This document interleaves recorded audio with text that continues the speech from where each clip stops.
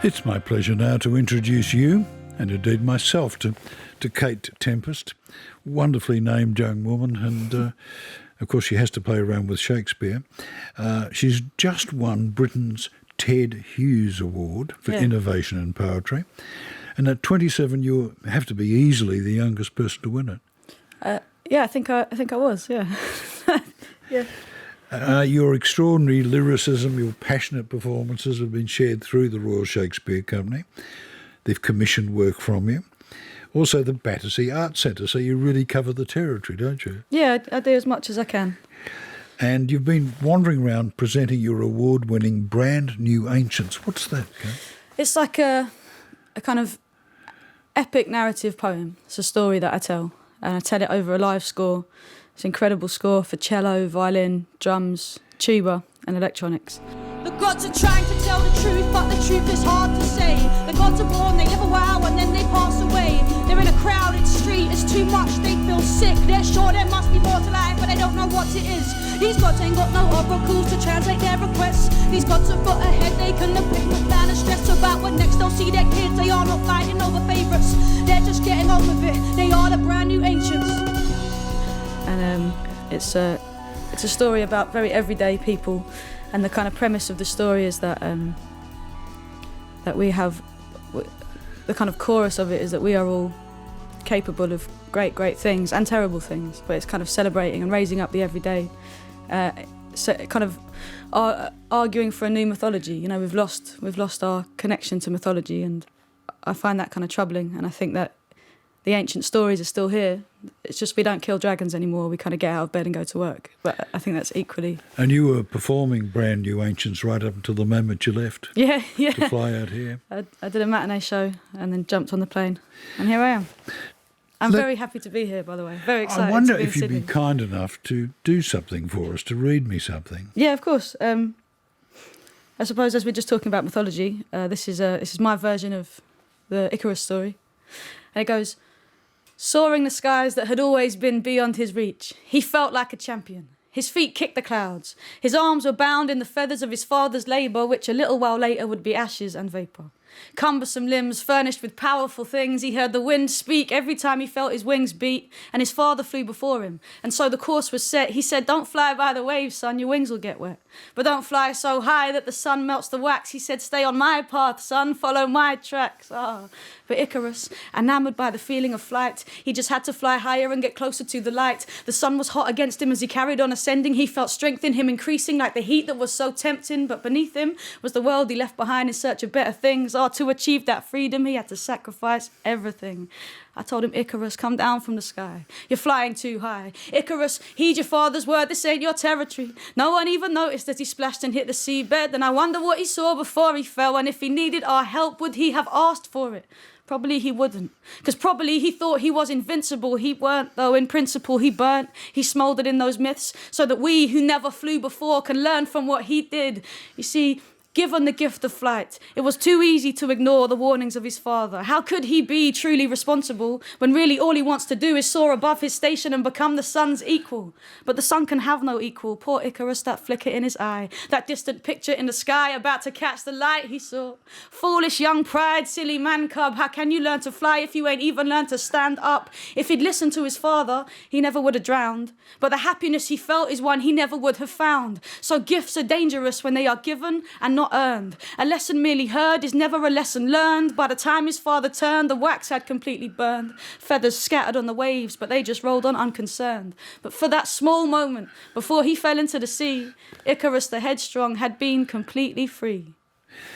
I think your dad was a bit of an Icarus, but because he was a labourer who put on his wings and became a criminal lawyer. Yeah, well, he studied law by night, and he's also very creative. He does glass blowing now, and You're kidding? He's gone from he still practices law, but yeah, he's amazing. He paints and he writes poetry, and he is very practical still. But he has this passion for the law, which is really inspiring, and a kind of an ethic for working hard. And now he has his own practice, and my brother works there, and I think he always kind of hoped that I'd get into it, but actually. I'm interested in different kinds of laws. You are an extraordinary... That was fantastic, incidentally, Thank you. the Icarus thing. Tell me about growing up in southeast London, because you've said that what you loved about it was it's a bit shit. Yeah. Well, what I mean by that is that in London there are kind of really cool happening places where there's lots of interesting things going on, but South London isn't really like that. It's very everyday. It's the only way I can put it. There's a lot of good people going through life in different ways. I mean, I love where I'm from, but it's a tough area for a lot of people. I mean, I grew up in a good home with a lovely family, but the closest people around me were going through some real tough times. And Lewisham, it was like, where I'm from in Lewisham, it's like you have the highest rate of teenage pregnancy and teenage murder in the UK, and it's also got the biggest police station in Europe, but then also the highest rate of murder among knife crime or something. It's just one of those places where for a teenager you see. Is it multi-ethnic? It must be. Yeah, it's a very mixed area, like which I love, which I feel really blessed to have, grown up on a street hearing all those different languages and finding myself. I'm still mystified as to how you happened, because you're a rapper, a musician, a poet, a playwright, an actor. Was that a sequence of events, or did it all sort of suddenly happen? Well, I started off rapping because, the kids I was knocking about with introduced me to hip-hop. I used to read a lot when I was little. I was one of those kids that read a lot of books, and then I fell in love with hip-hop when I got to about 12 or 13. And I used to... I never thought I could, be a rapper because of what I looked like and who I was. And then I was kind of secretly writing these awful teenage poems. But eventually I started rapping, and I really enjoyed it. But I don't quite know how to say it. There was never a plan. I've just done one thing to the next.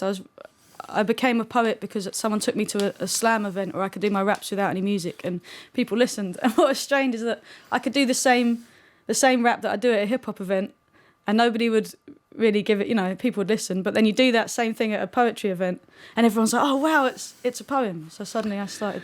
I like this very much, your play Wasted.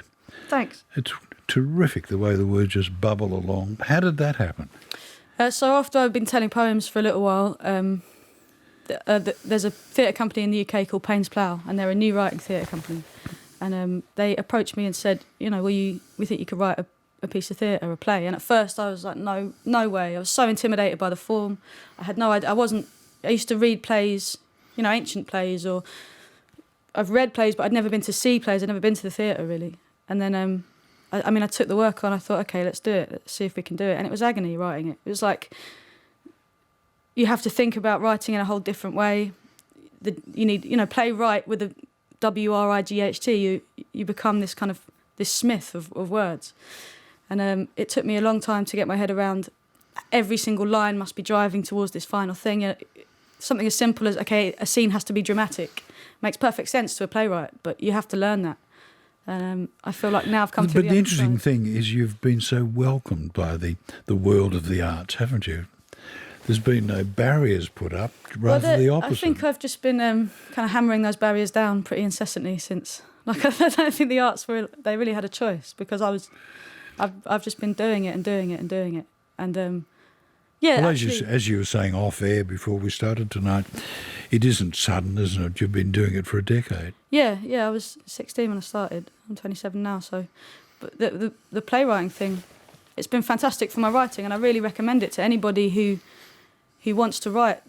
I'd really recommend just writing something, finishing something. It's an ambition of so many people to write, and the only difference between a writer who dreams of being a writer and a writer who is being a writer is finishing something. And as soon as it's finished, you can move on and get better, and it might be, awful, but you can move on. Now, you're 27, but of course you don't look 27, and I want you now to publicly confess that you use this to your advantage and only pay half fare on buses. Yeah, well, I've tried to stop doing that now. But yeah, I look 15 years old. I get ID'd every time I want to buy cigarettes, and I can get on the bus for free, so I do. But in London, travel fare is ridiculous anyway, and I feel like it's my private little revolution towards London transport. How do you feel about the UK at the moment? Well, it's home. and I love it. I mean, we're going through some pretty interesting times politically, and I have my problems with the way things are run. But I'm a passionate lover of London. I'm very much from London, and everything about me is kind of informed by the city I grew up in. I think I would say I think it's an incredible city. The UK, I don't really know what to say. I'm just curious, because we sit here night after night worrying about it. Look, let's talk about you, Miss Tempest, Okay. and Shakespeare, because not only has the Royal Shakespeare Company embraced you, but you've got a passion for the old fella. The bard. Well, I have a passion for great writers, and I don't really have more of a passion for Shakespeare than I do have for William Blake or for my favourite rapper or for my favourite filmmaker. But So there's not a hierarchy. no, not at all. I take influence from anything that speaks truth to me, as I think everybody that loves work. People that love the arts often tend to do that. They don't kind of put barriers around which art is allowed to inspire them and which isn't. I take great inspiration from something that makes me feel. And the kind of Shakespeare thing, I was Kae Tempest before I'd ever read Shakespeare's Tempest. It was just a name that I took because of the storm, and the sea. I had a real passion for kind of looking at stormy seas. And then the RSC, the Royal Shakespeare Company, commissioned me to do some work. And so I did some work for them. But I don't want to try and pass myself off as someone who really... I don't really feel like an authority on Shakespeare. In fact, I feel so The reason I'm intimidated, riffling through paper is because somewhere here there is a text that you wrote on Shakespeare. Yeah, I've written a couple, yeah. All the words of Icarus are in your head. Are some of the words about Shakespeare in your head as well? Yeah. Would you like to hear some? I'd like you to blaze away. How exciting! Well, actually, this one I don't know, but I'll do my best. It's called My Shakespeare, and it goes like this: He's in every lover who ever stood alone beneath a window, in every jealous whispered word, in every ghost that will not rest. He's in every father with a favourite, every eye that stops to linger on what someone else has got and starts to widen in distress.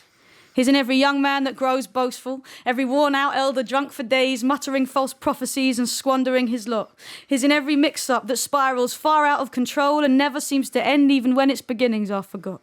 And he's in every girl who ever used her wits to outsmart the status quo. He's in every vain admirer, every passionate, ambitious social climber. He's in every misheard word that ever led to tempers fraying, every pawn that moves across the board and still remains convinced that it's not playing.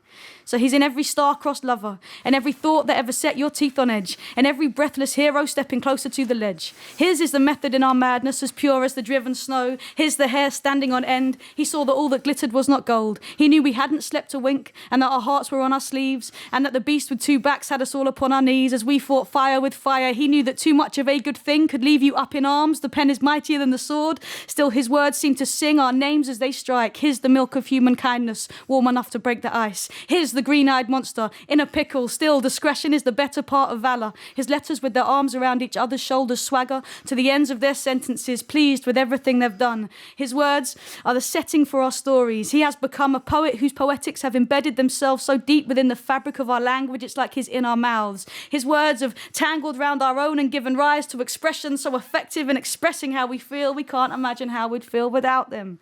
See, he's less the tights and garters, more the sons demanding answers from the absence of their fathers, the hot darkness of your last embrace. He's in the laughter of the night before, the tightened jaw of the morning after. He is in us, part and parcel of our royals and our rascals. So he's more than something boring taught in classrooms, in language that's hard to understand. He's more than the feeling of inadequacy you get when you sit for an exam. He's in every wise woman, every pitiful villain, every great king, every sore loser, every fake tear. His legacy exists in the life that lives in everything he's written, and if you listen, you'll hear him everywhere. He's my Shakespeare. Kate, wouldn't he love to hear that? Don't you think? I don't know.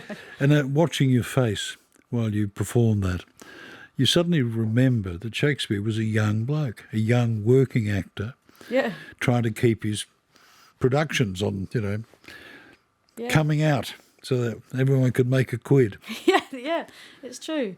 I think we do that. We forget that when something becomes, celebrating part of the canon. You forget these are just people. These are just people that had an inclination to write, a calling, a passion. They had to work at it, the same as you or I, anybody. We put our artists on these pedestals. We do it with celebrities, and we do it with kind of long dead, ancient, great writers. But the thing is, if you're a human being, which we all are, and you connect with something that was made by another human being, it doesn't matter if you don't quite understand the intellectual ins and outs of a piece of work in the right way. But if something speaks to you through the ages or through the TV screen or whatever, then it's the most important thing in bringing us closer to each other and ourselves. It's artwork. It's what it's for. And of course, he's still alive and kicking and relevant and urgent, isn't he? Well, I think he is. And so that stanza, when I was kind of going on about all the terms of language that he's coined, Shakespeare has come up. Every time you say, "Oh, I'm in a pickle," I don't know if you say it here, but or the beast with two backs, these sayings that they're just part of our language, and that's without Shakespeare we wouldn't be able to. The English language wouldn't be half as poetic as it is. Forgive me for bringing this up, but before you came on, I've been discussing religion. All right. With Lawrence Krauss, the physicist. I'm wondering about you and religion. Well, I don't follow a religion, but I do feel that there is a huge world that exists beyond this world, and because that's where I engage directly with that world, because that's where creativity comes from for me, and I feel very passionate about the fact that because we've kind of cut ourselves off from religion, we've lost a lot of rituals where we used to gather to feel. We used to gather. Well, Lawrence together. agrees with that. He feels that atheism is in and of itself insufficient. Well, that we still need our people, rituals. And for some people, it may be, but for others, atheism gives them something that religion gives to others. But I think that the kind of loss of that space where we used to identify with our ancestors and the ancient and something timeless and infinite is kind of been eroded, whether it's by atheism or by the spread of capitalism or whatever you want to call it. But through going to see musicians or going to hear people read poetry or going to the theatre, you can find that space again. But you seem to be suggesting that it's sort of pouring down on you from out there somehow. It's pouring down on all of us, I think. But we kind of have our blinkers on because we've got to get up and we've got to go to work and we've got to get on the train and we've got to kind of feed our family. Get on the bus and half price. Well, get on the bus at half price or whatever else. I find it really important that we remember that there is more to life than the everyday struggle, the everyday experience. I think it's very important. And that's the job of the artist. Yeah, I hope so. To remind us of that. Without trying to sound too, I would say up my own, but I don't want to say it on No, you can say what you like. But in fact, you've got very good antenna for bullshit, don't you? That's one of the things that you hold dear. Pretension.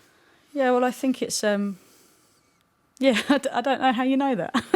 Yeah, I'd like to think that it's okay to be who you are, and it's actually very important if you're going on stage to not try and become something kind of faultless or we get these artists and we look up to them and we say, "Oh, I can never be like that," or whatever. And I just think it's nonsense.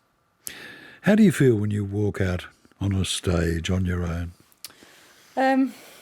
I feel nervous, and I tell you what I feel. It's like, even if I've had an awful day, if something's going on, or if I feel really depressed or whatever's happened, and the last thing I want to do is get up in front of a room full of people and give my soul out. As soon as I get on stage, it's like I completely disappear and I go into this very safe place. It's not... Is that right? Not safe in the sense that nothing can go wrong. Safe in the sense that it's like, I know it so well now, that space of expression and kind of that honest, raw expression often can turn a room full of kind of monsters back into humans.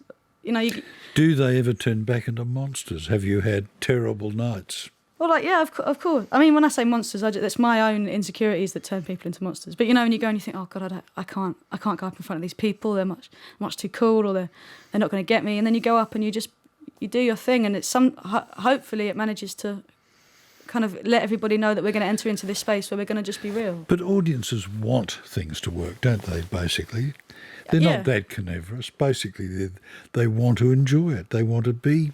They want to feel emotions. They want to. Yeah, I think They want to respond. They want to clap. Yeah, that's true. That's true. I think that because I've been going on. I've been on stage now For 10, 10 years. years. As I'm saying. So I've learnt by doing all the wrong things how I've learnt my stagecraft, and I think it's important to have respect for the stage, to understand that it's a place with its own rules and conventions, and that I've got respect for the audience. I think an audience, it's an amazing thing to have a gathering of individuals kind of united in this collective identity, all thinking for themselves but feeling together. And I have huge respect for crowds, for the crowd, and I think that's important. I think you're going to go very well in Sydney, Kate. I can't wait to You do will some be meetings appearing with in various guises at the Sydney Writers' Festival, including at Parramatta, with some other spoken word performers. So thanks, Amelia.